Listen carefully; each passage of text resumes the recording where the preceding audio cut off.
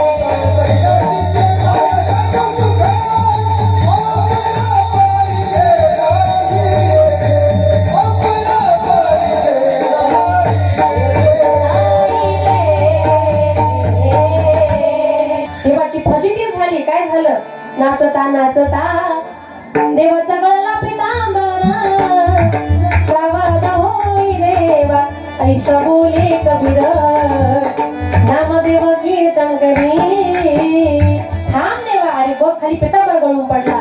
देवाची फजित झाली. पण आहे का कीर्तन एवढ्या रंगामध्ये आलं एवढ्या रंगामध्ये आलं का हे कीर्तन पहाटे 4 वाजेपर्यंत चालूच होतं. किती वाजेपर्यंत महिला मंडळ? 4 वाजेपर्यंत. आपल्याकडे प्रवचन किती वेळ असतो? प्रवचन असतं 1 तास बरोबर. कीर्तन असतं महिला मंडळ कीर्तन असतं 2 तास. पिक्चर असतो हा वा ते नाही सांगावं लागत 3 तास. आणि तमाशा असतो वा रात्रभर. पण काय केलं की नाही आपलं कीर्तन आहे 2 तास. आणि हल्लीच्या काळामध्ये 2 तास कीर्तन ऐकण्याकरता आमच्याकडे वेळ कुशाल नाही म्हणतात.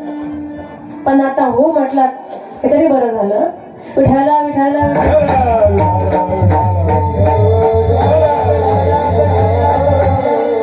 आता ऐका एवढ्या रंगामध्ये कीर्तन आलं का हे कीर्तन पहाटे 4 वाजेपर्यंत चालू होतं.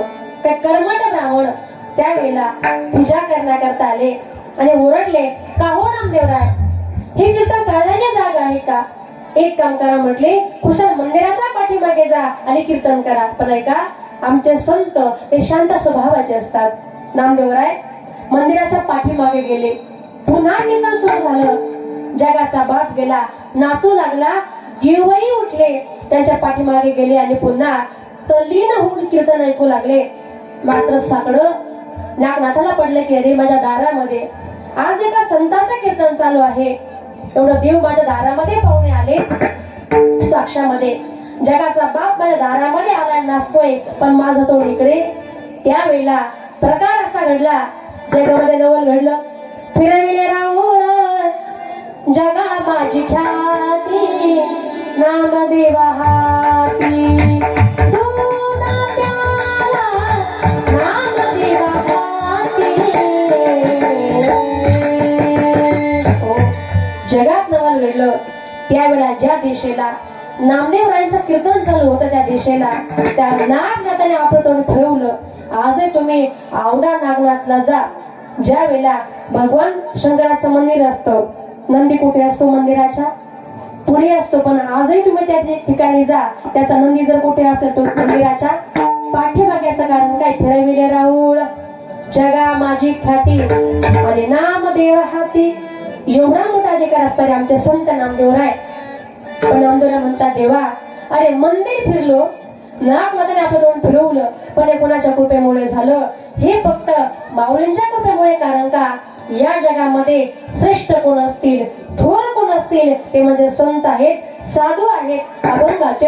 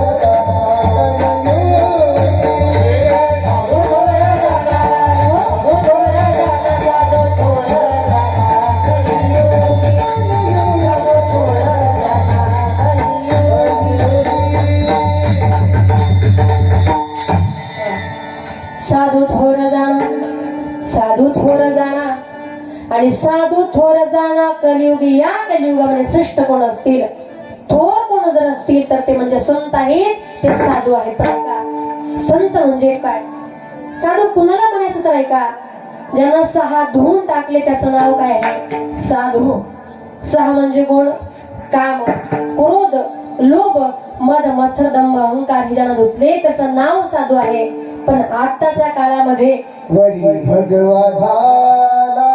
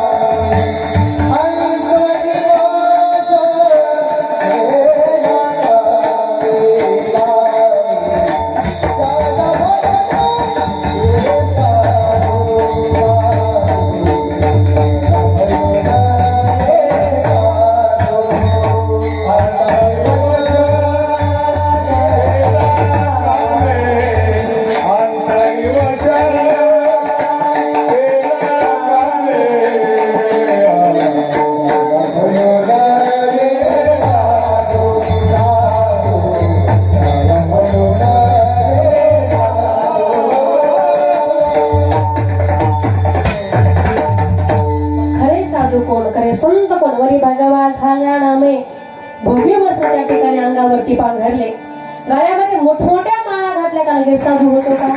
पण आताच्या काळामध्ये साधू आम्ही ओळखायचे कसे? कारण का आताच काळ फार भयंकर आहे. एक सुंदर असं गाव होतं, त्या गावामध्ये एक साधू महात्मा त्या ठिकाणी आले होते. संध्याकाळी गावातील लोक आली, बाबा कुठले आहात? ते म्हटले आम्हाला नाव नाही, आम्हाला गाव नाही, आमचं कुळही आम्हाला माहित नाही, आम्ही कुठले आहोत याचा पत्ताच नाही. पण ऐका, आम्हाला वेदाचं ज्ञान आहे, शास्त्राचं ज्ञान आहे, पुराणाचं ज्ञान आहे. आणि असं सांगता सांगता त्या गावातल्या लोकांची साधू महात्म्यावरती श्रद्धा फार बसली. सगळे लोक यायचे देव बाजूलाच आणि पाय कोणाच्या पडायचे? त्या साधू महात्म्याच्या. आणि त्याच गावामध्ये एक श्रीमंताचा इंजिनियर मुलगा होता आणि त्या इंजिनियरची त्या साधू बाबांवरती फार श्रद्धा बसली. रोज त्या ठिकाणी कामाला जायच्या अगोदर गावामध्ये यायचा, देव बाजूला बाबांचं दर्शन घ्यायचा आणि पुन्हा कामावरती जायचा. एक दिवस घरी गेला, सुट्टी होती, बायकोला म्हटलं अगं चल आपल्या गावात एक साधू महात्मा आले. ती म्हटली कोण साधू महात्मा? म्हटली अगं त्यांच्याकडे खूप त्या ठिकाणी ताकद आहे, त्यांना वेदाचं ज्ञान आहे, शास्त्राचं ज्ञान आहे, त्यांना पुराणाचं ज्ञान आहे. आणि एवढंच नाही अगं ऐक, इथं बसल्या बसल्या सगळ्या जगामध्ये काय चालतं हे त्यांना सगळं कळतं. तिनं विचार केला असं कोणी महात्मा अजून झाला नाही आणि पुढे होऊ शकत नाही, कारण इथं बसल्या बसल्या जगात काय चालतं हे कुणालाच अजून कळत नाही. पण तिला माहिती होतं, पण तिला माहिती याची आता आंधळी श्रद्धा आहे, आंधळा विश्वास आहे. हा म्हटला चल आपण गावात जाऊ आणि बाबांचं दर्शन घेऊ. ती म्हटली अजिबात नाही, तुम्ही जा. म्हटली मी अजिबात येत नाही. तो म्हटला अगं चल असं करू नकोस, खूप चांगले साधू महात्मा आहेत. तो म्हटला मग मी एक काम करतो, तू येत नाहीस ना, मग साधू बाबाला आपल्या घरी मी त्या ठिकाणी जेवणा करता आणतो. मग तिनं विचार केला जाऊ दे, म्हटली आपली संस्कृती आहे तहानलेल्याला पाणी देणं आणि भुकेल्याला अन्न देणं. म्हटली एक काम करा, तुम्ही जा म्हटली आणि बाबांना आपल्या घरी जेवणा करता बोलून आणा. आता हा गावामध्ये गेला, साधू बाबांना आमंत्रित केलं. संध्याकाळची वेळ झाली आणि साधू बाबांकरता सुंदर असला असा त्या ठिकाणी स्वयंपाक तिनं बनवला.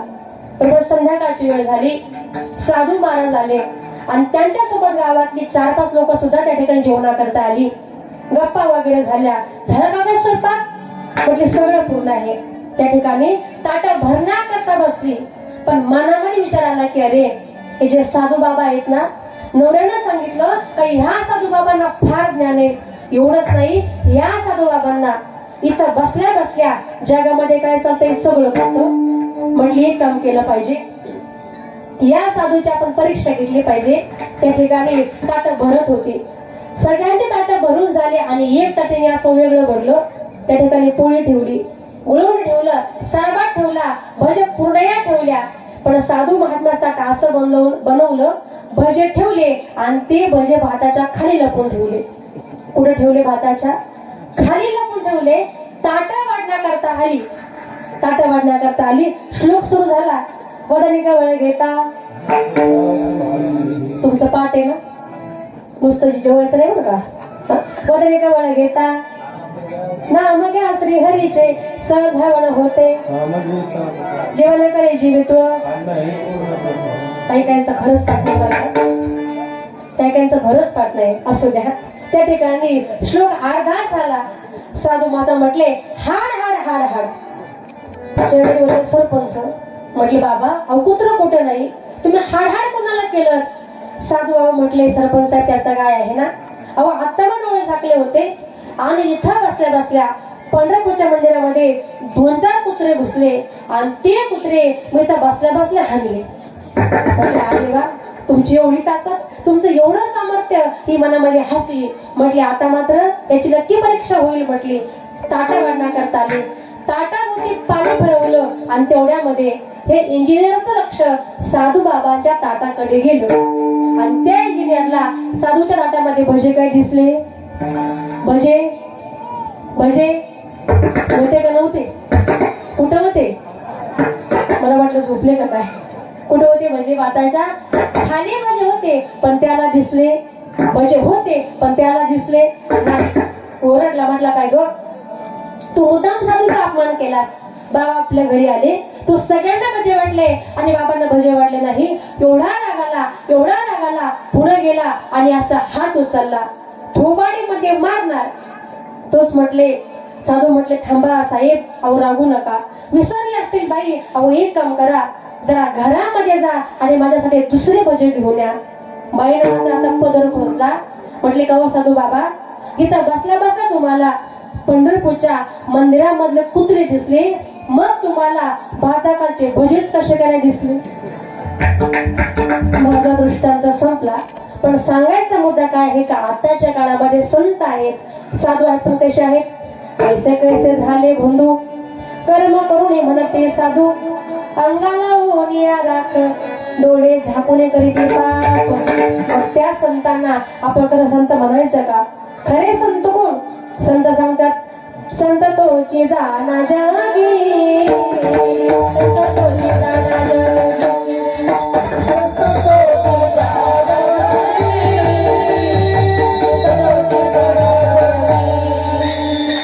संत तोची जाना जागी, संत तोची जाना जागी, संत तोची